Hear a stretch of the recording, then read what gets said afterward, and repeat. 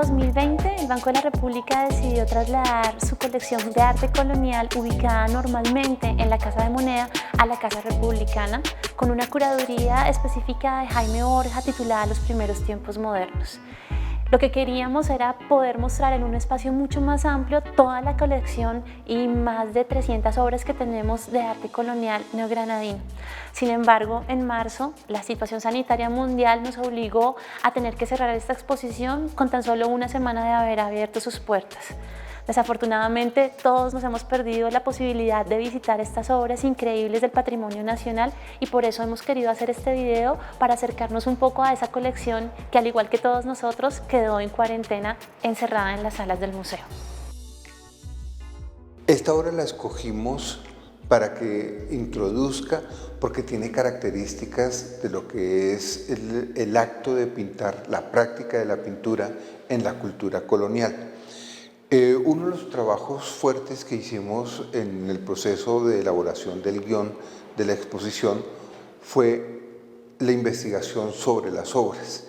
Esto lo menciono porque este es uno de los ejemplos de renombrar un objeto que por tradición se consideraba de uno de los Figueroa, de Gaspar de Figueroa, pero en la investigación nos dimos cuenta que está elaborada en un taller. Y esto es precisamente lo que introduce la práctica de la pintura en la cultura colonial.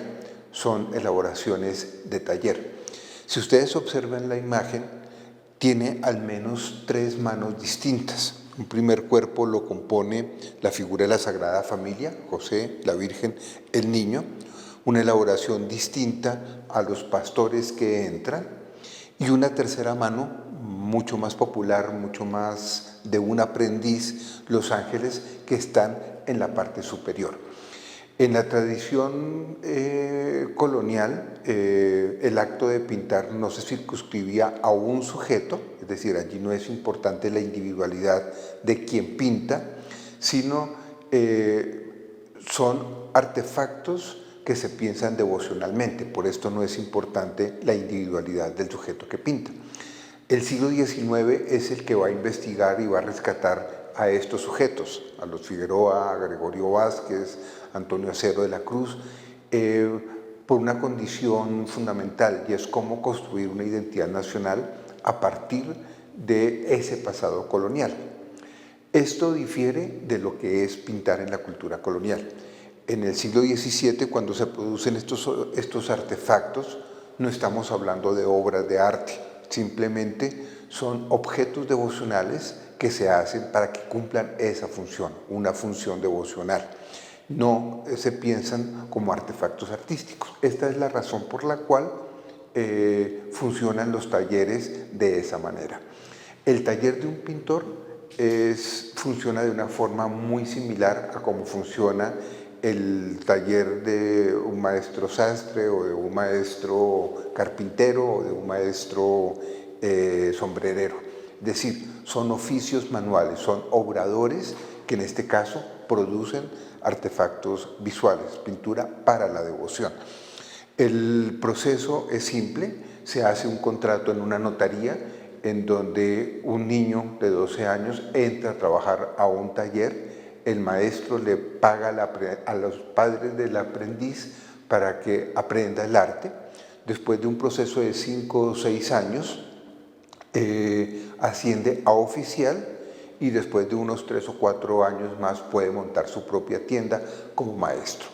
Durante el siglo XVII y XVIII en Santa Fe de Bogotá, al menos, que es un centro de producción local para la región, encontramos conocemos la existencia de 5 o 6 talleres de pintura, entre los cuales el de los Figueroa, una tradición de al menos 3 generaciones, producen una buena cantidad de las obras que van a circular en los mercados regionales del centro, básicamente el altiplano cundiboyacense, que es donde va a darse su alcance. Otras regiones del país, por ejemplo la provincia de Antioquia, va a tener una circulación de obra que procede de Quito, no lo alcanza por lo general estos talleres santafereños.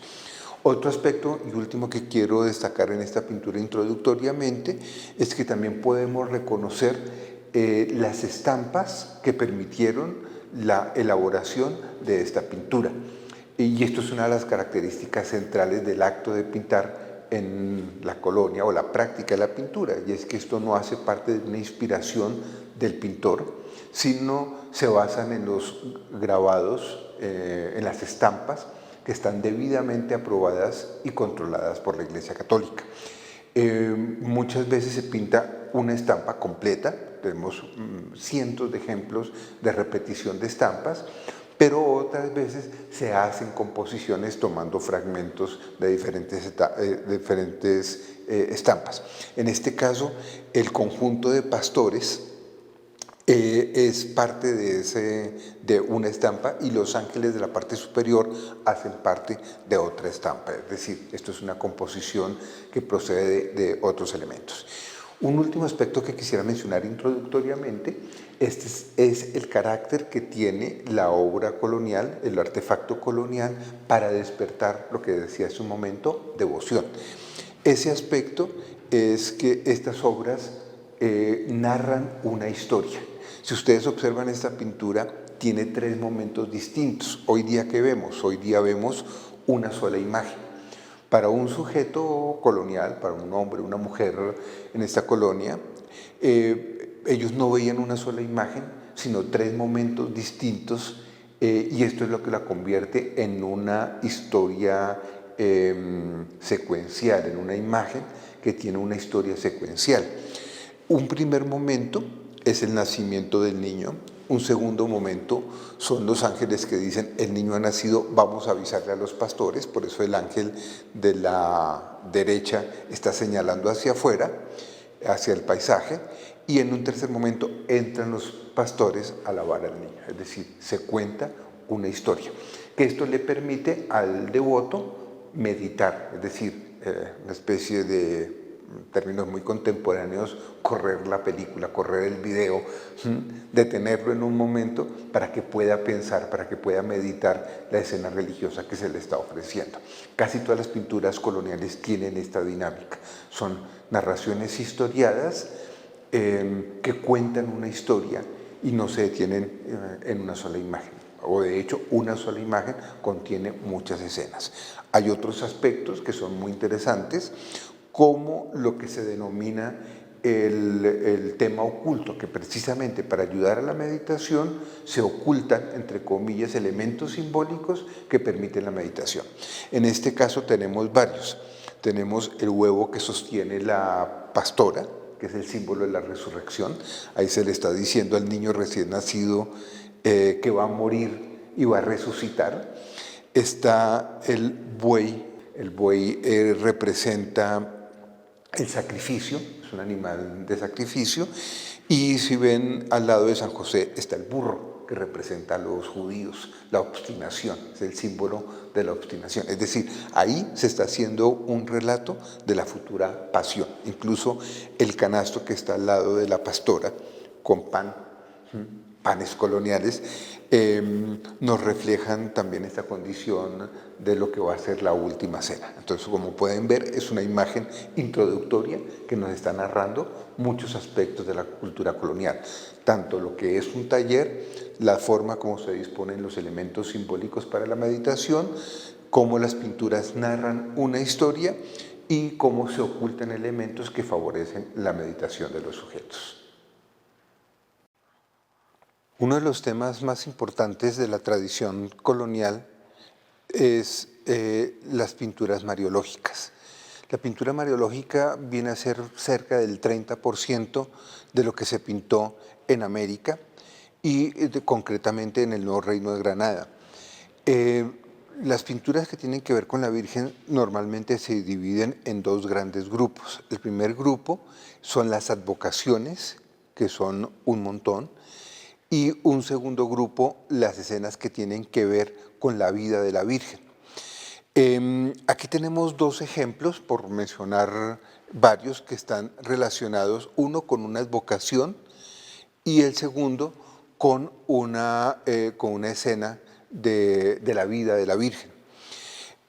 Quiero hacer alguna mención de estas pinturas porque también nos revelan aspectos centrales de la cultura colonial y de la relación que tiene esa cultura colonial con lo que se pinta. Hace un momento decía que la pintura de la Virgen es de las que mayor cantidad de representaciones tienen y se debe precisamente al gran culto que tuvo no solamente entre comunidades indígenas, sino al gran culto que tuvo a partir del siglo XVI como resultado de la contrarreforma. Los protestantes, la reforma protestante, tomó una actitud de rechazo a la representación de la Virgen y al significado que tenía la Virgen María para el catolicismo, y el resultado de esa actitud protestante fue que la Iglesia Católica, con la contrarreforma, lo que hizo fue auspiciar muchísimo más el culto a la Virgen. Estas dos imágenes nos hablan parte de ese proceso. En esta primera tenemos una de las figuras más complicadas, de mayor debate en la cultura colonial, que es la Inmaculada Concepción, incluso dentro de la cultura católica. Dentro de la cultura católica hay unos sectores que se opusieron a creer que la Virgen había sido concebida inmaculadamente, entre ellos principalmente los dominicos. De hecho, se arman casi dos grupos políticos, uno el de los jesuitas aliados a los franciscanos que defienden la Inmaculada y que se oponen a los dominicos que atacan, que rechazan el carácter de la Inmaculada. Se debe recordar que el dogma de la Inmaculada aparece hasta el siglo XIX, más bien se declara dogma de la Iglesia Católica hasta el siglo XIX. Por eso, durante este periodo, durante la colonia, es ambiguo el lugar de quién y la forma como se representa la Inmaculada. Sin embargo, la Iglesia hizo un esfuerzo por posicionar el culto a la Inmaculada, que creo que es una de las representaciones con mayor número de pinturas. Aquí tenemos dos pinturas que están vinculadas con la Inmaculada, uno con la vida de la Virgen, la otra con un aspecto de su devoción, que también denominamos una tota pulcra. Aquí tenemos a la Virgen María Niña Inmaculada con su padre, San Joaquín, y alrededor de la pintura encontramos los símbolos de las letanías, lo que convierte esta pintura en un tema de tota pulcra. Está la fuente, el ciprés, el sol, la luna, el árbol, y como lo he mencionado en otros momentos, estas pinturas pretenden darle argumentos a la persona para que medite, para que tenga elementos de meditación. Cada uno de los elementos que compone esta pintura permite que el observador, el devoto, pueda meditar la pintura. Pero esta pintura tiene elementos particulares que nos permiten entender la complejidad de esta cultura colonial. El primero de ellos es la ambigüedad de la condición de la mujer. La mujer se debate, de hecho la Virgen representa de alguna forma esa concepción de mujer que tiene la cultura colonial. En este caso representa a la Inmaculada, pero también se está presentando como la nueva Eva, es decir, la mujer pecadora, la mujer virtuosa. ¿Dónde está Eva presente? En el árbol del bien y del mal. Por eso, si una mujer introduce el mal en el mundo, Eva, a través de la seducción y haberle ofrecido al hombre el fruto del árbol del bien y del mal, según el relato del Antiguo Testamento, del Génesis, la Virgen lo que hace es presentarse como una nueva Eva que restituye ese dolor del mundo a través de su redención. Por eso la serpiente se enreda en el árbol y ella le pisa la cabeza. Si ustedes ven, la Virgen Niña está presionando, está espichando textualmente la cabeza de la serpiente que se está reventando. El detalle que es muy interesante con estas pinturas que nos hablan de un aspecto que muchas veces nosotros no vemos en la cultura colonial es el marco.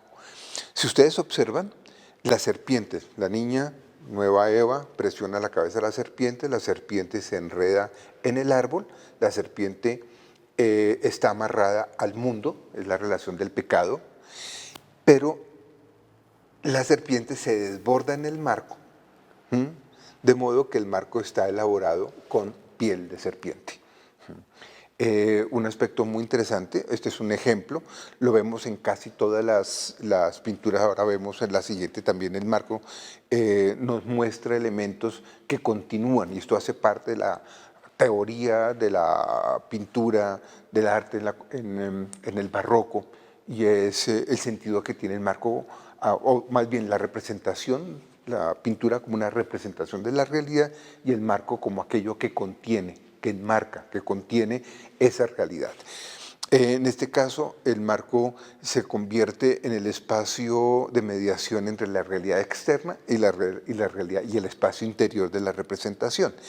Por eso hay que ver también los marcos, porque los marcos contienen desde la materialidad hasta los elementos con los cuales se elabora, elementos de carácter simbólico que también ofrecen al vidente una observación del relato que está allí adentro.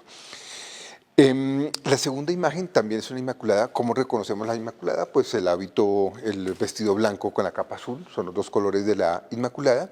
Aquí podemos ver una pintura que ya no es devocional, sino que hace parte del ciclo de la vida de la Virgen. La vida de la Virgen es uno de los temas que son estrictamente barrocos. La idea con la vida de la Virgen, un tema que se viene desarrollando básicamente desde el siglo XV, antecitos del barroco, trata de destacar cuáles son los acontecimientos del plan de salvación en la vida de la Virgen. Comienza con su nacimiento, comienza con el árbol de Jesé, con el carácter de la Inmaculada, la presentación del templo, la visitación, el nacimiento del niño Jesús, incluso todos los acontecimientos de la infancia hacen parte del ciclo de la vida, no de la vida de Jesús, de la vida pública o de la infancia de Jesús. La infancia está integrada al ciclo, se pintan dentro de los ciclos de la vida de la Virgen. El último momento es la coronación. Esta pintura, digamos que es un elemento también interesante, que esta pintura es altoperuana, no es neogranadina, son pinturas planas, pero tienen elementos que son bien interesantes. En esta estamos viendo elementos de carácter simbólico de la cultura clásica grecorromana, de alguna forma que perviven a lo largo de toda la tradición medieval y para el siglo XVI y XVII se han barroquizado. Si observan en el manto de la Trinidad, de hecho es una representación de la Trinidad que fue prohibida, la representación de la Trinidad con tres rostros iguales. No solamente se prohibió las tricefálicas, que son una sola cabeza con tres caras, sino se prohibió en varios concilios el uso de estas representaciones, pero popularmente la gente lo seguía pintando y lo seguía representando la Trinidad de esta forma. La forma para distinguirlos es a partir de elementos simbólicos. Tenemos sobre el manto el ave fénix, que se encuentra acá, que es el elemento clásico cristianizado, que representa la resurrección, y el basilisco, que es la representación total del mal, se encuentra sobre esta zona. El basilisco en la tradición clásica es un animal feo que representa la maldad, con muchos elementos asociados. Aquí estamos hablando entonces del Padre, del Hijo, del Padre, que lo representa el Sol, y del Espíritu Santo, que es la lucha contra todo ese mal. Es decir, tiene una serie de elementos simbólicos que es interesante verlos. El momento de la coronación, bueno, el cetro, el momento de la coronación representa el momento último de la vida de la Virgen. Vale la pena notar también lo siguiente, que estos elementos hacen parte de la historia del cristianismo y se convirtieron en dogmas, no son elementos narrados en la doctrina de la Iglesia, es decir, no están en la Biblia, no están en el Nuevo Testamento.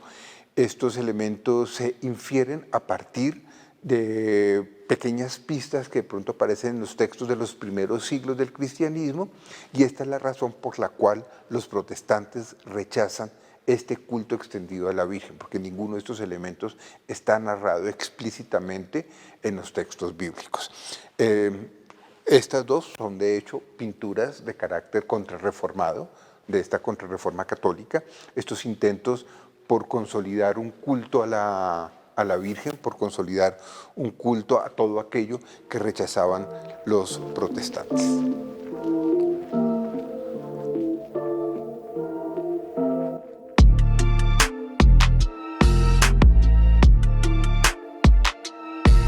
Una de las piezas más relevantes de la colección de arte del Banco de la República es el apostolado de Gregorio Vázquez. Es una pieza que se adquirió hacia el año 2016 para la colección y pues ha resaltado dentro de todas las obras denominadas como coloniales por su extrañeza. El apostolado está compuesto por 12 piezas.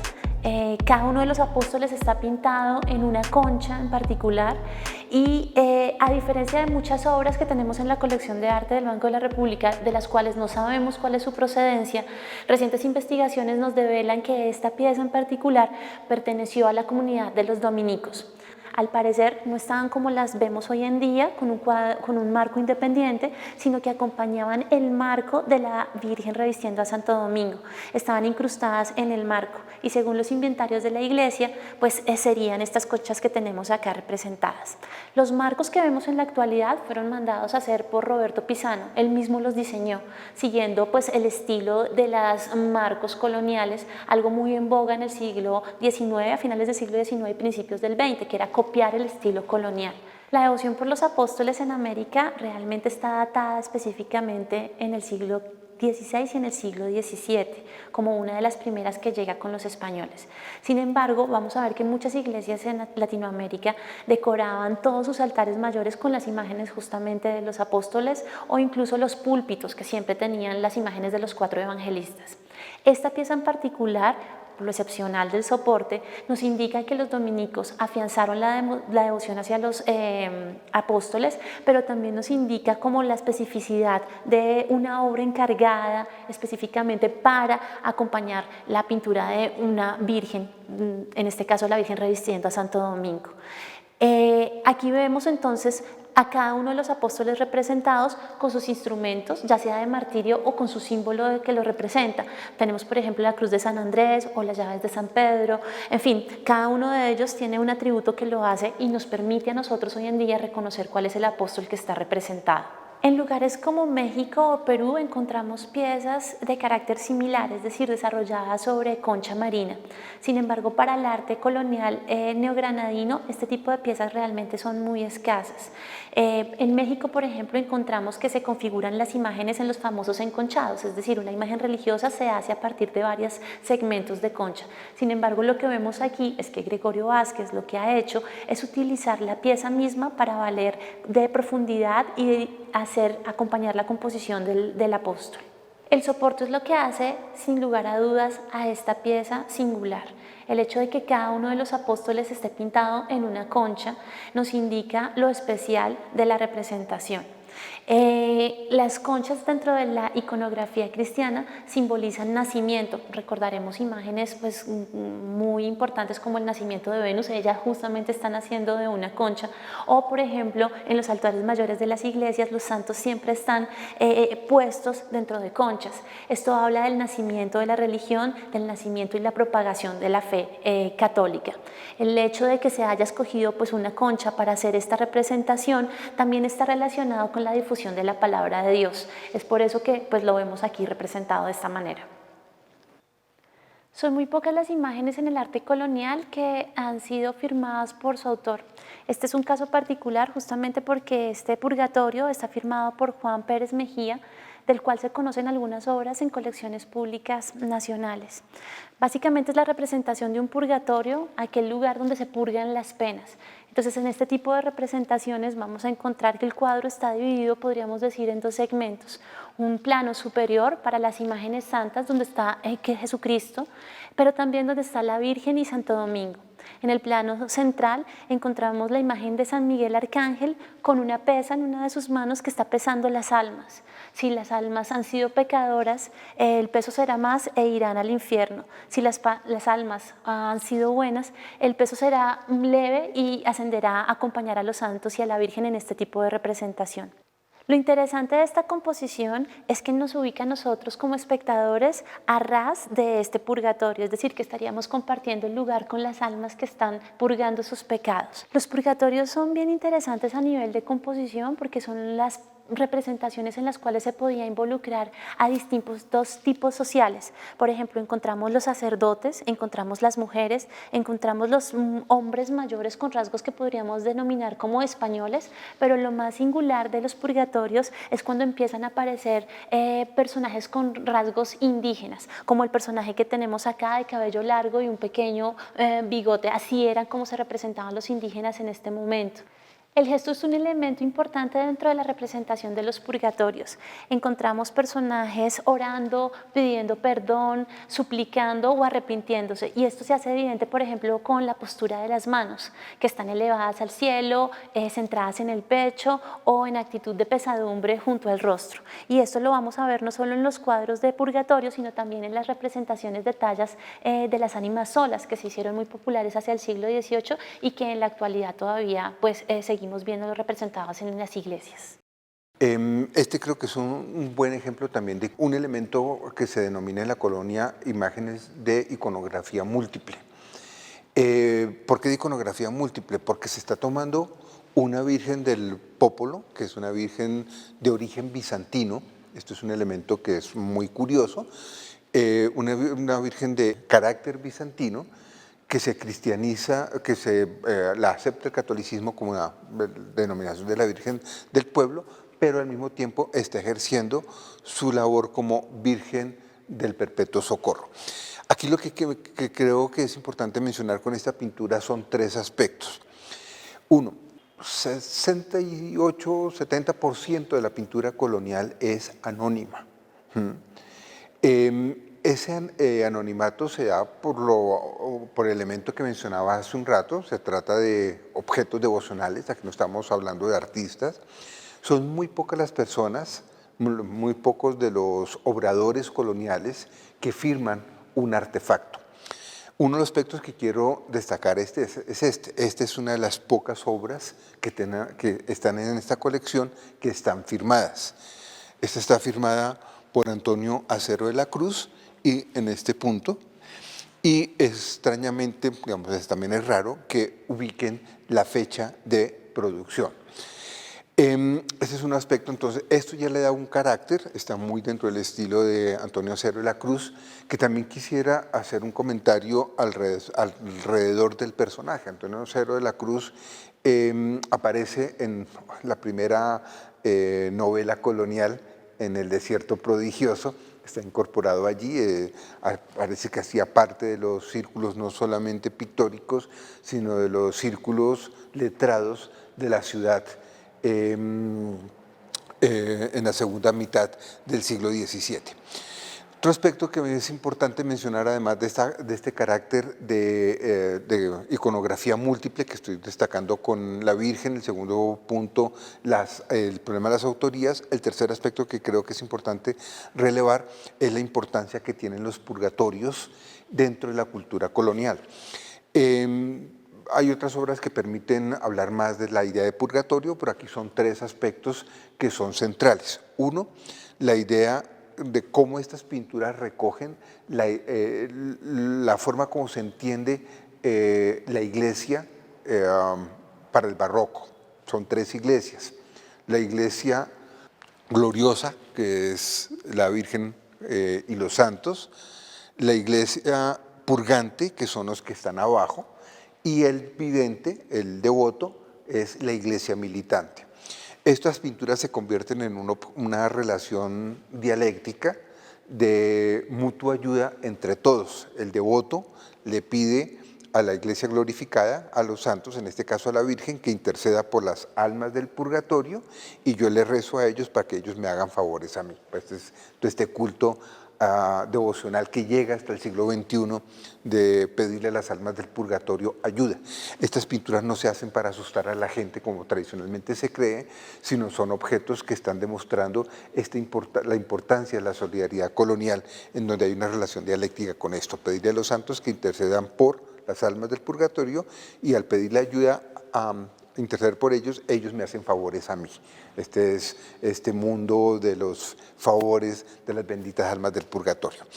Dos aspectos más que quisiera relevar de esta pintura del purgatorio son los siguientes.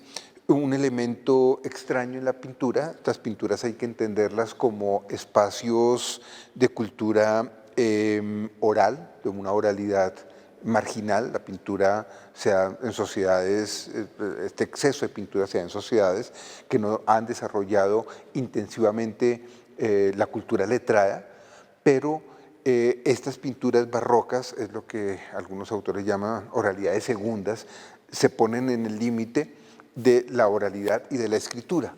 ¿Por qué menciono esto?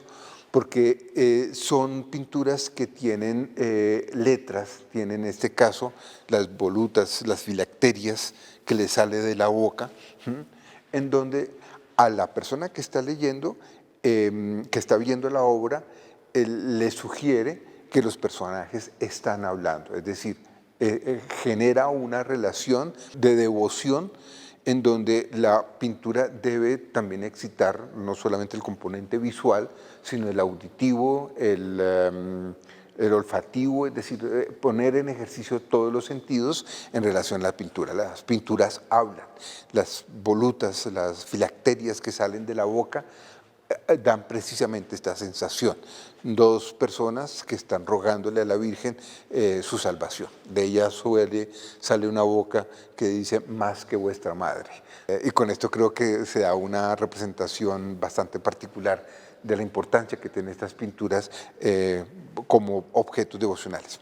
Un último aspecto que quiero llamar la atención, es más evidente en la pintura del Purgatorio de Pérez Mejía, es que la única forma en cómo aparecen indígenas en la pintura colonial es así, en purgatorios. Aquí tenemos uno. Siempre en los purgatorios hay indígenas. Históricamente es muy interesante porque es la única representación que tenemos de sujetos coloniales indígenas como sujetos coloniales. No hay una pintura, un retrato en el Nuevo Reino de Granada, aquí en lo que actualmente es Colombia. En la iglesia de San Ignacio hay uno, y creo que es el único ejemplo. En Perú hay muchísimos, que por el carácter de la realeza inca, reconocida por la corona, pero en nuestro espacio colonial son muy escasas, y la única forma de acercarnos a la representación del indígena es a partir de los purgatorios. Dentro de la imaginería colonial, las tallas ocuparon un lugar significativo. Las había de grandes dimensiones, como piezas similares a esta, como este San Sebastián, que se ponían en los altares de las iglesias, pero también encontramos pequeñas tallas en madera policromadas que se utilizaban sobre todo en los oratorios o en lugares ya más específicos de devoción. En este caso, las tallas de Adán y Eva nos resultan bien significativas en el contexto de los primeros tiempos modernos, porque nos da una referencia, primero que todo, al cuerpo humano, es decir, es la primera vez que se están viendo estas representaciones de cuerpos desnudos, algo muy escaso en el arte colonial.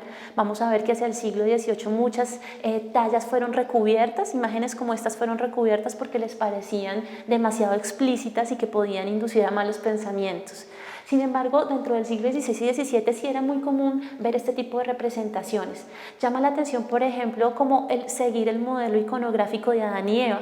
Una mujer blanca, desnuda, con el cabello totalmente largo como un atributo de feminidad. O el hombre, un hombre con barba, como lo estamos viendo acá, con el cabello un poco largo, que podríamos incluso ver esta imagen replicada en la imagen de Jesucristo, en la imagen de Adán, en la imagen de San José. Son como el mismo modelo de repetición. Sin embargo, en una de las tallas que estamos viendo acá encontramos unas características particulares. Imágenes como estas de Adán y Eva hacían una representación explícita del cuerpo y sobre todo del cuerpo desnudo, algo que para este momento era como un tema totalmente delicado. No podía ser demasiado expresivo porque podía inducir a malos pensamientos. Por ejemplo, mostrar el sexo de la mujer, como lo estamos viendo aquí con Eva, son realmente muy pocas las imágenes de Eva que se representan así. Por lo general encontramos que el sexo se tapa con una hoja de parra, y que los senos, por ejemplo, de la representación de Eva son casi planos, es decir, no hay una diferenciación entre el cuerpo masculino y el cuerpo femenino, como que las formas que lo reproducen y que lo representan a cada uno de ellos, pues tratan de mimetizarse al máximo. Un elemento también, por ejemplo, en esta pareja que estamos viendo acá es el uso de las dos manzanas. Según la tradición bíblica dice que Eva ofrece la tentación ofreciendo el fruto, la manzana, a Adán. Sin embargo, esta talla nos hace una referencia particular, no es una manzana sino dos manzanas, ella tiene dos frutos que está ofreciendo. Es la tentación duplicada, digamos, referenciando en el carácter femenino la idea de tentación y pecado y referenciando en el carácter de lo masculino de Adán, la victimización de alguna forma y la inducción por Eva al pecado. Para la realización de estas piezas, los artesanos ensamblaban trozos de madera, los cuales luego recubrían con yeso, tratando de hacer parecer carne, piel. Este tipo de acto se llamaba encarnar las esculturas, que era tratar de darles color de carne y que parecieran casi reales al ser observadas. Entonces vamos a ver cómo las mejillas, los pezones, las rodillas e incluso las venas eran resaltadas con la encarnación de estas piezas. En estas piezas en particular también encontramos una técnica que se llamaban las mascarillas de plomo o las mascarillas de metal, que es, aparte del cuerpo que está hecho en madera, encontramos como la cara de los santos o la cara de las representaciones estaban hechas en plomo, al plomo fundido, lo que hacía que la apariencia del rostro fuera muy natural. Las mascarillas de plomo y las mascarillas de metal permitían a las tallas poder involucrarle ciertos elementos que hacían más realistas las esculturas, como por ejemplo los ojos de cristal, que en muchas ocasiones eran traídos desde Italia para tratar de dar una mayor apariencia de vitalidad a las esculturas, una mirada muchísimo más profunda y más natural. Elementos como los ojos de vidrio, las lenguas de cuero, las lágrimas de cristal fueron elementos muy utilizados en la escultura colonial justamente para tratar de copiar la carne y para tratar de copiar la vida de la representación misma. Es decir, que cuando el espectador se acercara a la talla pudiera experimentar la cercanía con un personaje casi vivo.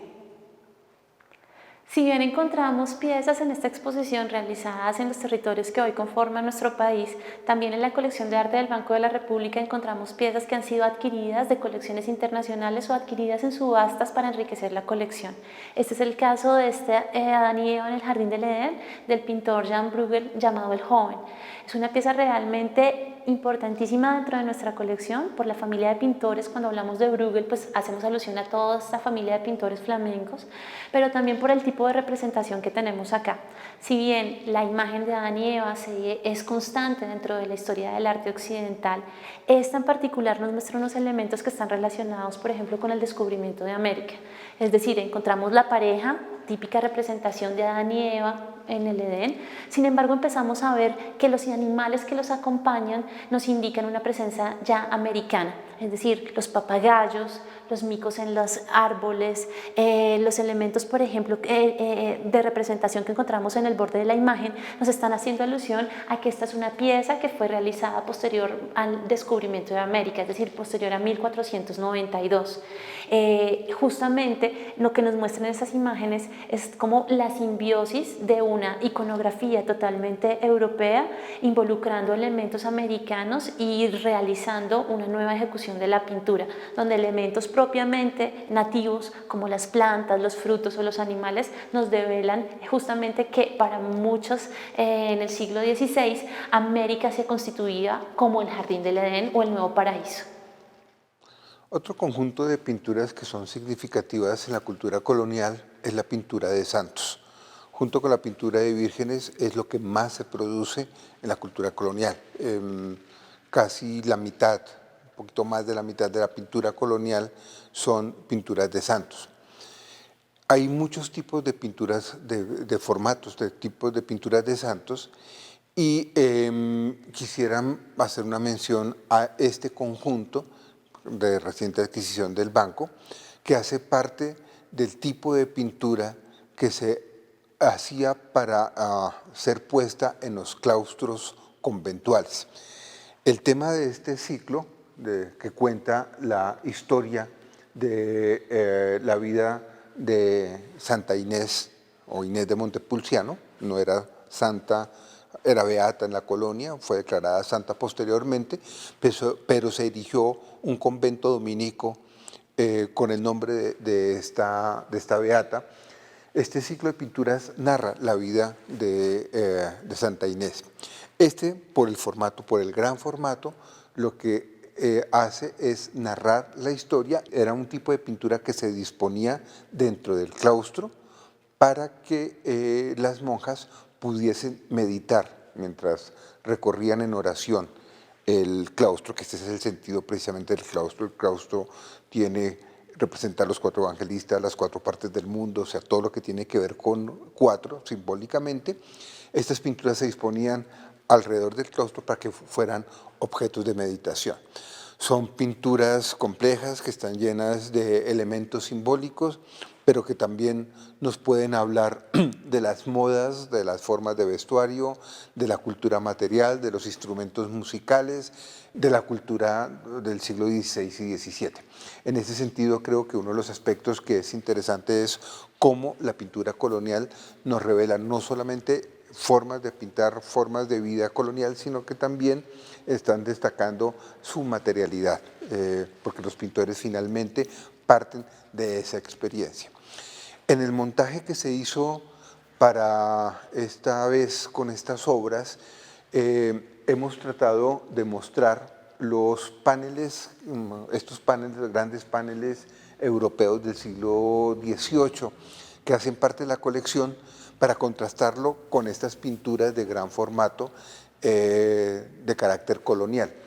Y estos elementos nos están revelando 2 culturas completamente distintas: la cultura protestante, la cultura católica, pinturas secularizadas, es decir, que están pintando temas que incluso están pintando temas no religiosos, pero que incluso están integrando elementos alegóricos o elementos simbólicos.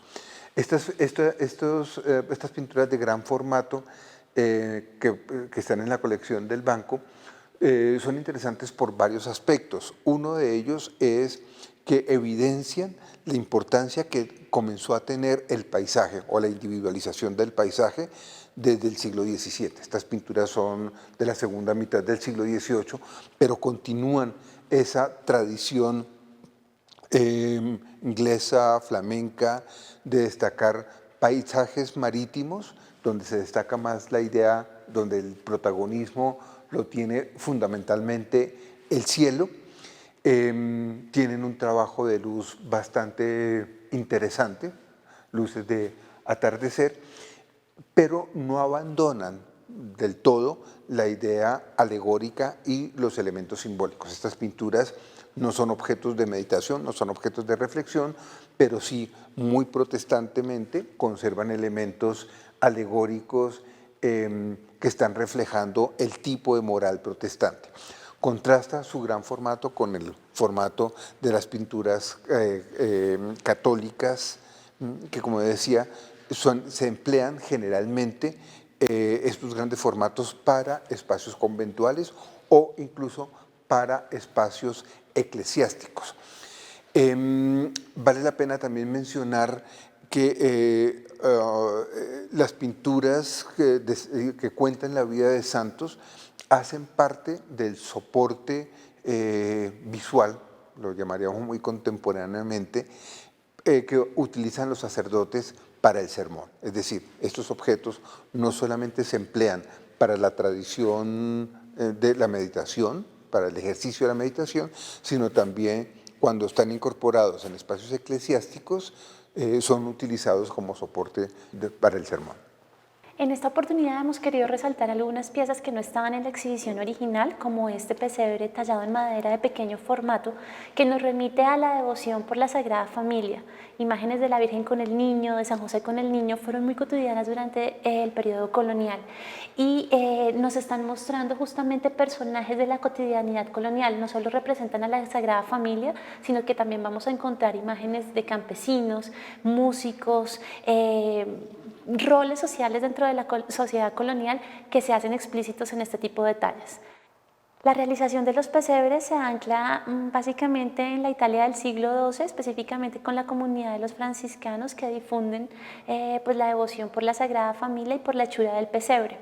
Con la llegada de los españoles, esta devoción llega a América y va a tener como lugares donde la devoción va a ser mucho mejor recogida y recibida que en otros lugares, por ejemplo México, Quito y la Nueva Granada.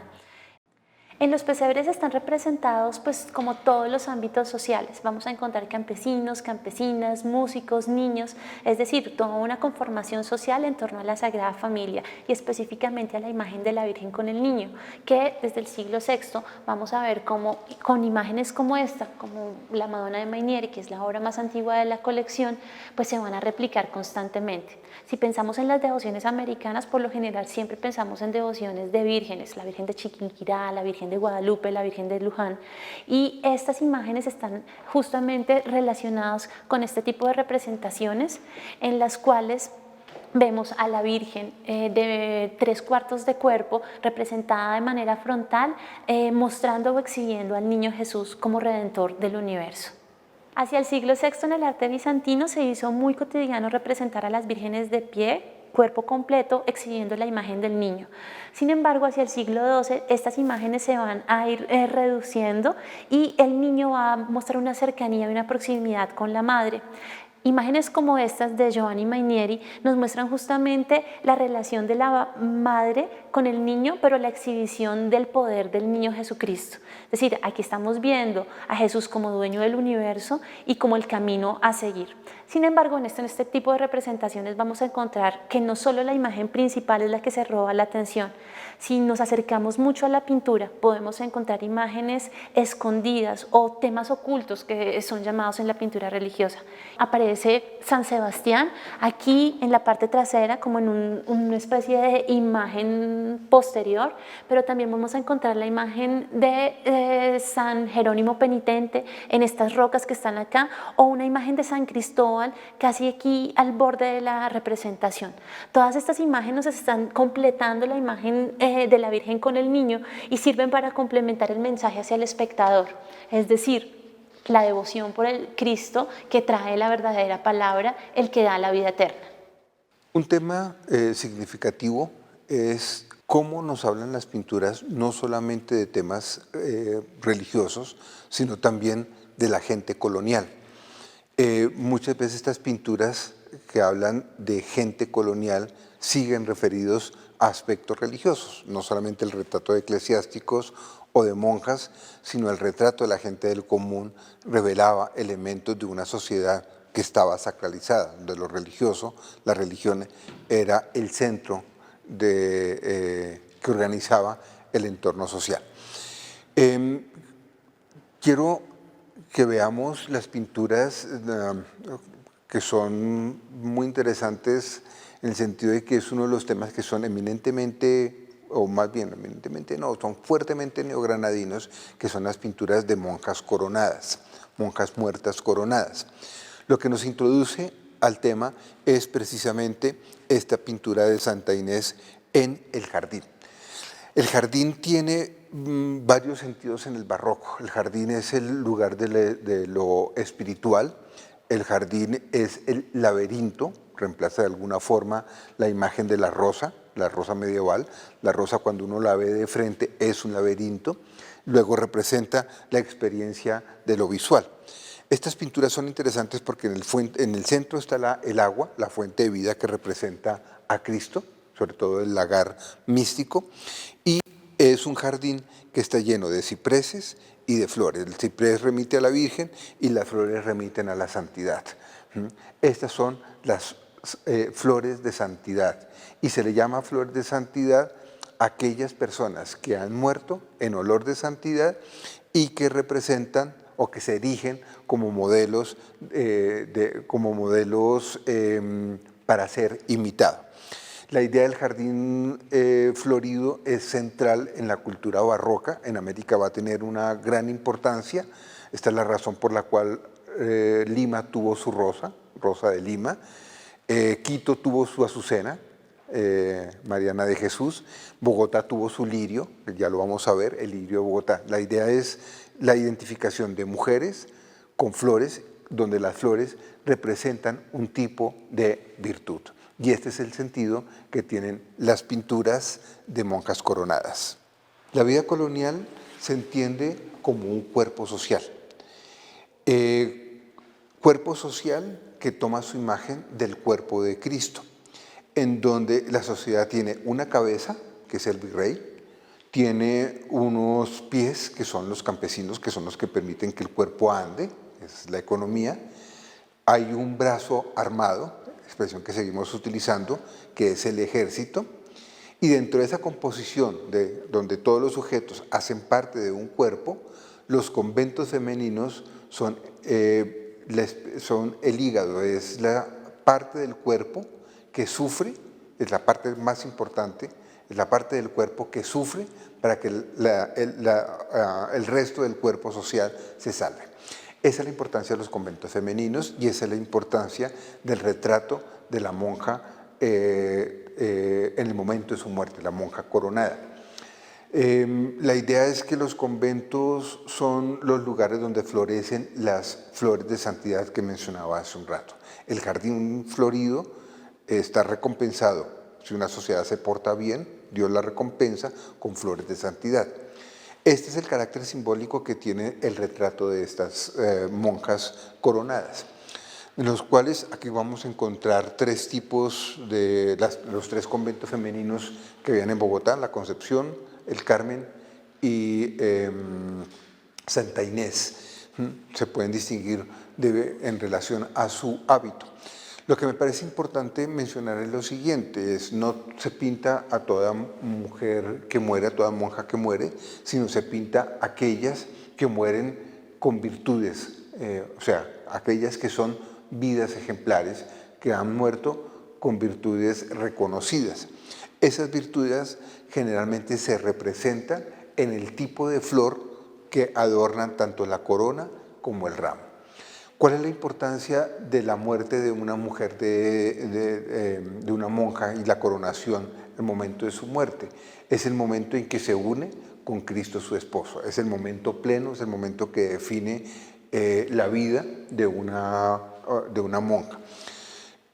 Por lo general estas pinturas narran, casi todas tienen cartela, la cartela narra los aspectos sobresalientes de su vida y narran, especialmente enfatizan las virtudes centrales a estas mujeres. Dos elementos interesantes, y es que este tipo de pintura es andina. En Nueva España, por ejemplo, que actualmente es México, no existe casi pintura de monja coronada muerta, existen pinturas de monja coronada viva, que es el momento de la profesión. Tenemos algunos casos en Perú, algunos en Chile, pero la colección más completa conocida es la que hay aquí en el banco. Y este es un tipo de pintura, digamos, muy propiamente neogranadina. Es tan fuerte esta tradición que se prolonga. Muchas de estas pinturas son precisamente del siglo XIX. Esta tradición se prolonga a lo largo del siglo XIX y a comienzos del siglo XX se va a sustituir por la foto. Tenemos fotos de monjas coronadas en su lecho de muerte. En ese contexto que estoy mencionando, quizás el personaje más importante de la colonia fue esta monja, es la misma persona, Gertrudis de Santa Inés. Monja del convento de Santa Inés, murió con fama de santidad en 1730 y se le inició proceso de santidad, proceso que fue enviado a Roma. Nunca prosperó, pero tuvo todo el proceso inicial. Su vida es muy interesante porque según la geografía que se estudió sobre ella, un neogranadino escribió su vida ejemplar, cuenta que ella estuvo posesa por el demonio durante 40 años. Todo su comportamiento reflejaba la actitud de una mujer posesa, muere a los 65 años y estas pinturas son lo que refleja la belleza de su alma al momento de su muerte. Su rostro no corresponde al de una mujer de 65 años, sino es la idea muy barroca que de la riqueza del alma se refleja en el rostro. El rostro es la ventana del alma. Por eso su rostro está rejuvenecido, porque es la expresión de su lucha constante contra el demonio. Las flores hablan de su virtud. Esta pintura es la misma monja, hay una historia larga con esto. Su tumba se rompió unos años después de su entierro y parece que esta pintura responde al momento en que la encuentran incorrupta, que ese es uno de los elementos que permite seguir el proceso de santidad. Su cuerpo no se corrompe. Sabemos que la situación actual es difícil para todos, sin embargo esperamos con este video poder haber acercado algo de la experiencia de visitar las obras de arte de primera mano. Los invitamos a visitar la colección de arte en línea en Barrep Cultural, donde no solo encontrarán las piezas de arte, sino también la colección numismática y la colección del Museo del Oro. Recuerden que, por difícil que sea la situación, las obras de arte, las piezas, los museos nos están esperando para el día que volvamos a abrir las puertas.